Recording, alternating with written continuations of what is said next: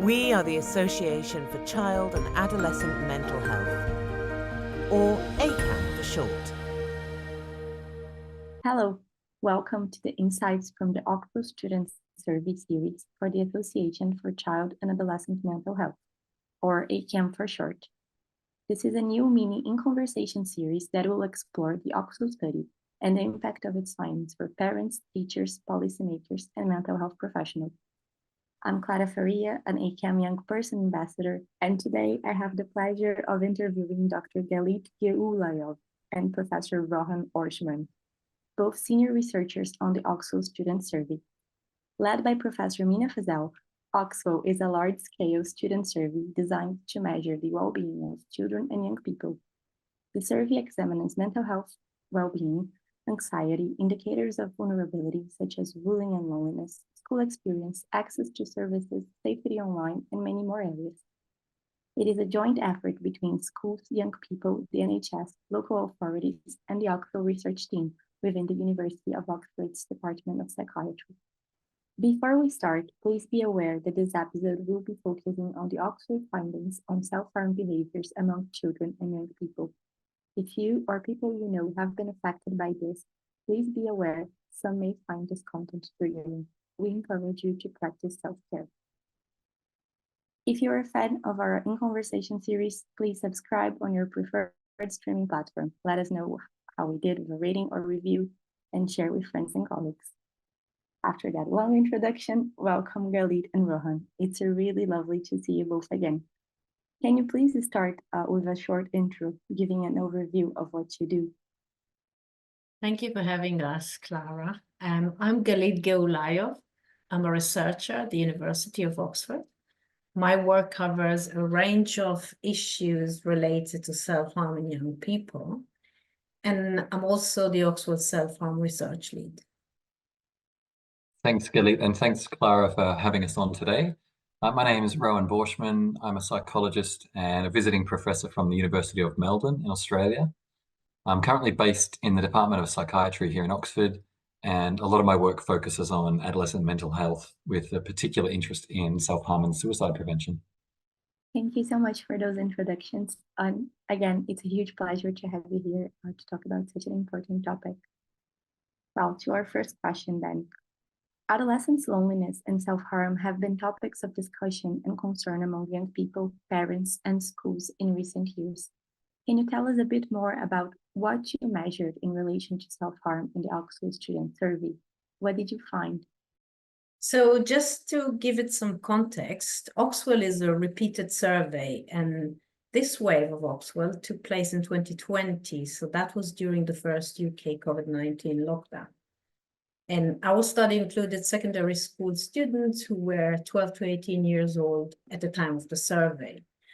Just when we talk about self-harm, we actually refer to an act whereby a person intentionally damages or injures their body in some way, and this is regardless of why they do it.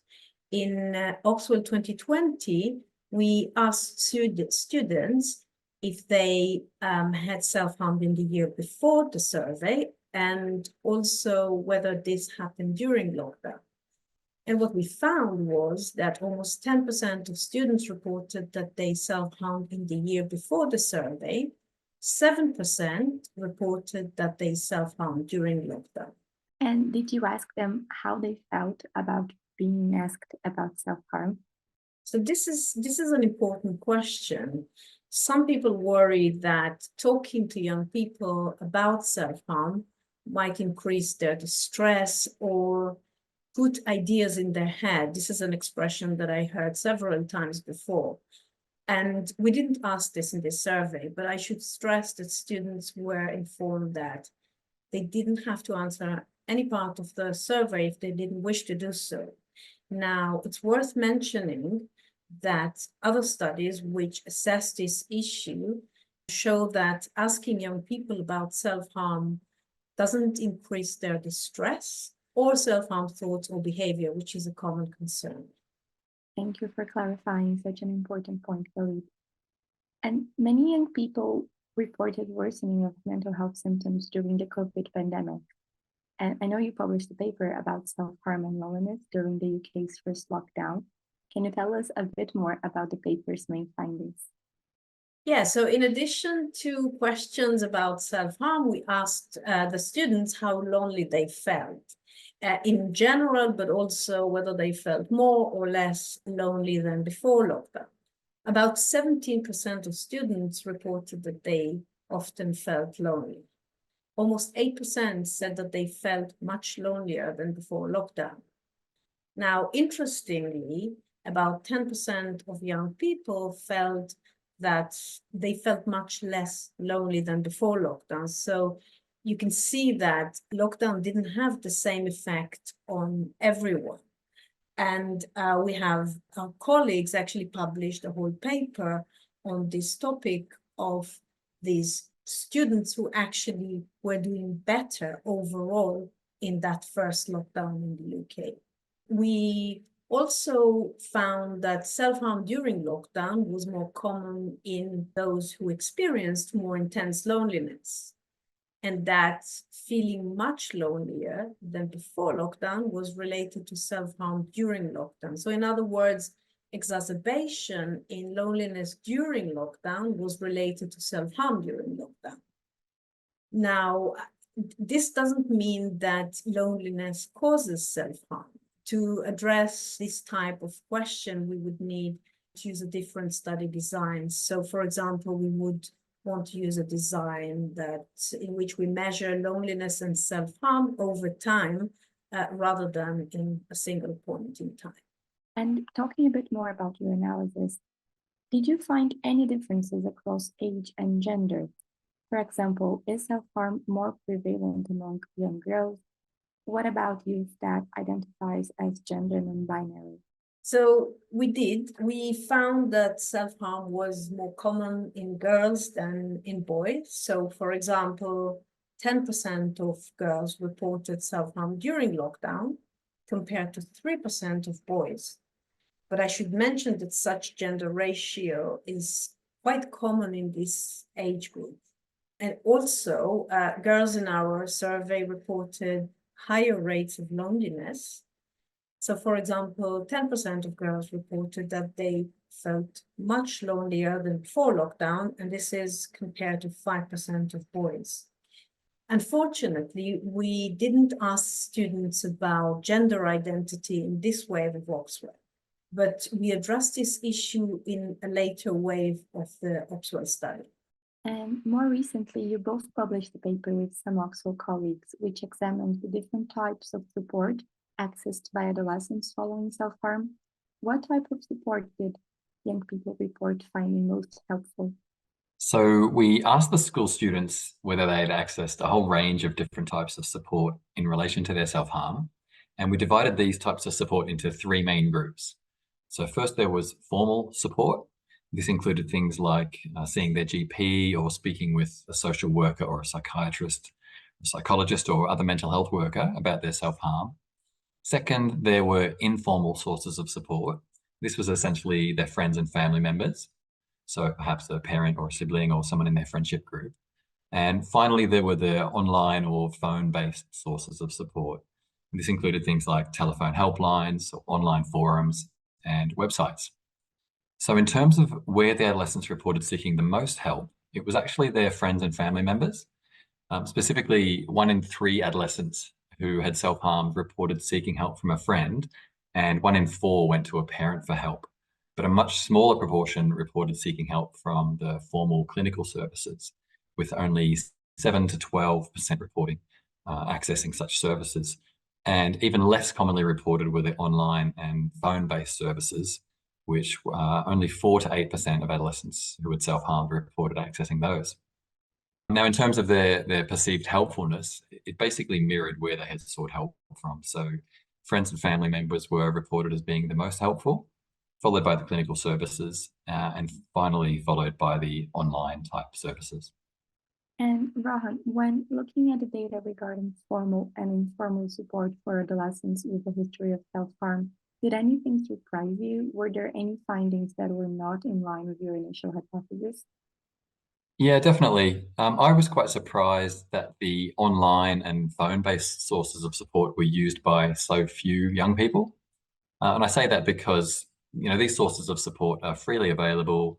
They're often anonymous. They don't cost anything. And all you need to access them is an internet connection, which is really like oxygen to school students, right? They can't live without it. So that surprised me. And also, I guess, given the huge amount of government funding that's currently being spent on online help services, it does seem from our data that young people are simply not using them very often. And that leads actually to our next question. I was going to ask, what can you say about the potential implications of your findings? Sure. Actually, one quite important finding that I didn't mention earlier in terms of which sources of support the students reported seeking is that almost 2 in 5 adolescents who had self-harmed reported that they hadn't actually accessed any type of support. So they'd literally spoken to nobody about it, which is obviously very far from ideal. That was 38% of people who had self-harmed.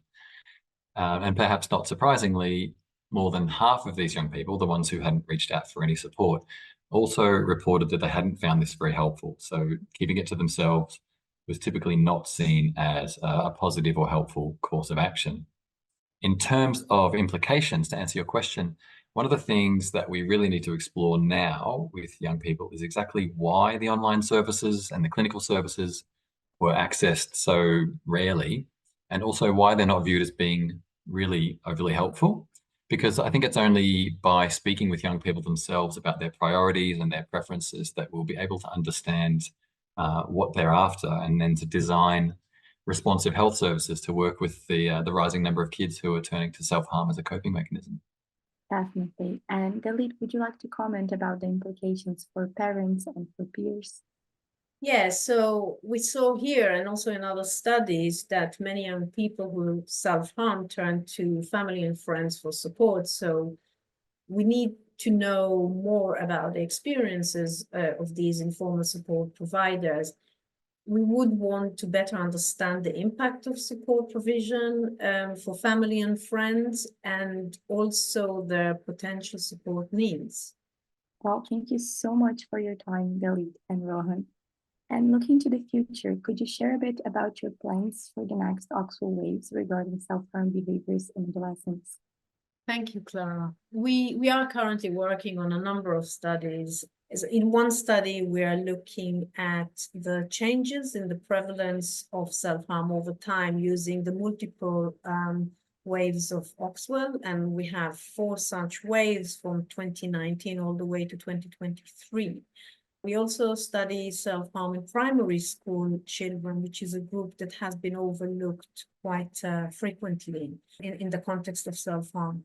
And in another study, we examined the prevalence of exposure to self-harm related content online and how this might be related to self-harm behavior. Thanks, Galit. Also, we're planning to examine what we're calling the school experience of adolescents who self-harm. And that will involve taking quite a deep dive into the OxWell data to look at the ways that kids with a history of self-harm navigate the school experience compared to their peers who don't self-harm. And I guess this will include looking at areas such as how much they feel a sense of belonging to the school community and their sense of agency in the school, their friendship circles and experiences of bullying, and also any experiences of detention or exclusion, and even how safe they feel at school, which is quite important. So there's a lot to explore there, but I think we're likely to find some very interesting differences. I'm really curious to see those findings when they are out. Thank you so much for your time once again. And for more details on Dr. Galit Geulayov and Professor Rohan Borschmann, please visit the OxWell and ACAM websites, www.acam.org and oxwell.org. Also follow us on our Twitter at ACAM. ACAM is spelled ACAMH. You can listen to other podcasts in the Insights from the OxWell Student Survey series, including episodes on friendship, self-harm, sleep, and more. And don't forget to follow us on your preferred streaming platform. Let us know if you enjoyed the podcast with a rating or review, and do share with friends and colleagues. We have also linked resources for young people or carers of young people who have experienced self-harm in our landing page. You can access those resources below the podcast.